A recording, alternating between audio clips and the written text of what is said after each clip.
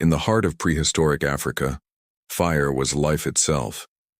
But stealing it from nature came with a price written in blood. Tonight, we witness what happens when the flame dies, and the darkness awakens something far worse than cold. 6 primitive humans, 1 extinguished ember, and a pack of the deadliest predators Earth has ever known, closing in through the African night. Subscribe now and witness the brutal reality of survival 2 million years ago. 2 million years before civilization, the African savanna stretched endlessly under hostile skies. This was the Pleistocene, an epoch where survival was measured in heartbeats and death lurked in every shadow. The land belonged to giants, mammoth predators whose names would vanish into geological oblivion, but whose reign was absolute. Here, early humans were not apex predators. They were prey with ambition. Homo Heidelbergensis, our ancient cousins, possessed something revolutionary: the understanding that fire could transform their existence. But possessing fire and keeping it alive were battles separated by an abyss of terror. Tonight that abyss would reveal its teeth. The band of 6 moved through the grasslands with practiced urgency. 3 adult males, 2 females, and 1 adolescent, a family unit bound by blood and survival instinct. Their prize smoldered in a carefully crafted bark container, stolen embers from a lightning-struck acacia tree, discovered after days of tracking smoke across the horizon.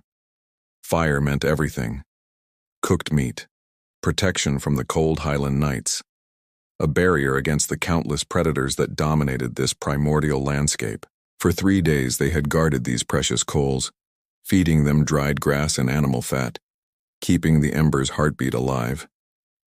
The eldest male, his face weathered by 30 harsh seasons, led them toward their shelter, a rocky outcropping 20 kilometers distant.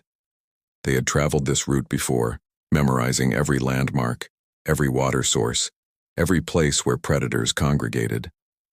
Timing was crucial. They needed to reach safety before nightfall transformed the savanna into a hunting ground for creatures far superior in darkness. But nature recognized no human schedule. The storm materialized with terrifying speed. Clouds consumed the afternoon sun, turning golden light into premature twilight.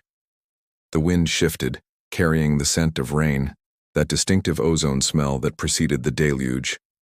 The group quickened their pace, the ember carrier wrapping his precious cargo in layers of dry leaves and animal hide. Then the sky opened. Torrential rain hammered down with biblical intensity, transforming the landscape within moments. Visibility collapsed to mere meters. The dry earth became treacherous mud, and despite desperate efforts cupping bodies around the container, sacrificing their own warmth and protection, water found its way to the ember. The hiss was barely audible over the storm's roar, but its meaning was absolute. The fire was dead. Panic rippled through the group, primal and immediate. Without fire, their vulnerability multiplied exponentially. The night would bring cold, manageable, but miserable. But more significantly, it would bring predators who feared flames, but had no such restraint toward defenseless humans. The storm passed as quickly as it arrived, leaving the world waterlogged and steaming. The group stood in shocked silence, staring at the blackened, worthless remains in the container. They were 6 kilometers from shelter, and sunset was perhaps 2 hours away. The decision was unanimous without words. Move. Move fast. Move now. They hadn't traveled a kilometer when the adolescent noticed the tracks. Massive paw prints, freshly pressed into the mud, each one larger than a human head. The distinct pattern was unmistakable to anyone who had survived this landscape. Pachycrocuta, giant hyenas. Not the scavenging opportunists of modern times, but apex predators weighing over 200 kilograms, with jaws capable of crushing elephant bones and hunting strategies that rivaled the most sophisticated pack hunters. And there were many tracks, a full pack. The eldest male's blood went cold. Pachycrocuta normally avoided humans, finding easier prey among the abundant megafauna, but a family group exposed, vulnerable, without fire. That changed the calculation. These creatures possessed intelligence, cruel, patient, calculating intelligence. Somewhere in the gathering dusk, yellow eyes watched, and assessed, and decided. The first contact was psychological. A coughing growl from behind, too distant to be an immediate threat, close enough to spike adrenaline through every human nervous system. The group moved faster, not quite running. Running invited pursuit, but walking with that distinctive prey gait, fast, alert, constantly checking behind. Another vocalization, this time from the left flank, then another from the right. The pack was coordinating, communicating, maneuvering. Homo Heidelbergensis understood pack tactics. They employed similar strategies when hunting. Being on the receiving end transformed that knowledge from academic to visceral terror. The sun touched the horizon, painting the world in blood-red light. Shadows multiplied and deepened. Distances became deceptive. And the vocalizations grew closer, more frequent, more confident. Then they saw them. 3 massive shapes materialized from the tall grass, moving parallel to the human group. Even at a distance, their size was shocking. Each hyena built like a compact bear, with shoulders as high as a human's chest. Their heads were disproportionately large, housing those legendary bone-crushing jaws. And their eyes, those terrible yellow eyes, tracked the humans with focused intensity. The eldest male made a decision. They abandoned attempts at measured pace and ran. The response was immediate. The haunting, whooping call of Pachycrocuta on the hunt, a sound that had echoed across prehistoric Africa for millions of years, a sound that triggered instinctive terror in countless species. More shapes emerged from the darkening landscape. The pack was larger than initially feared, perhaps 8 or 9 individuals.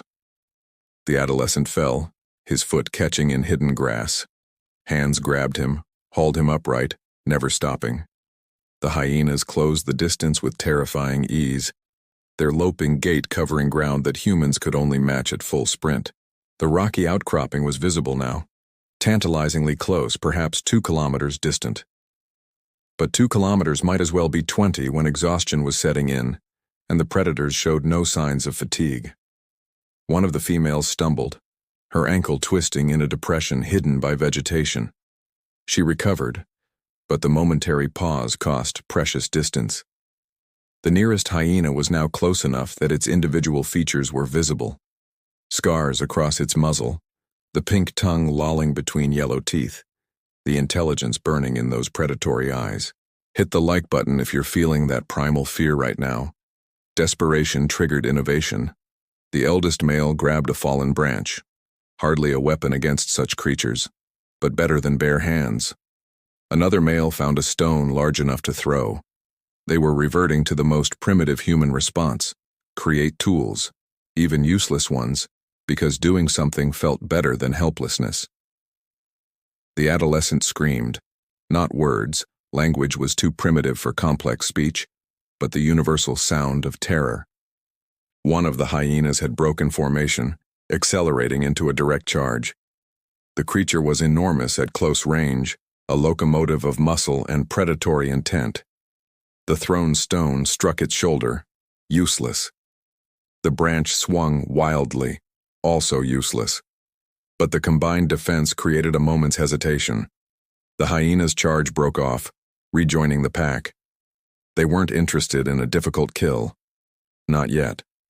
Not while the humans still had energy to resist. But energy was finite.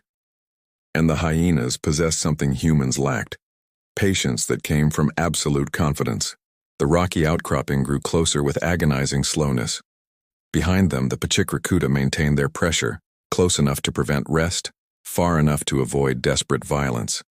This was their strategy: exhaust the prey, wait for mistakes, then strike with overwhelming force. The sun vanished.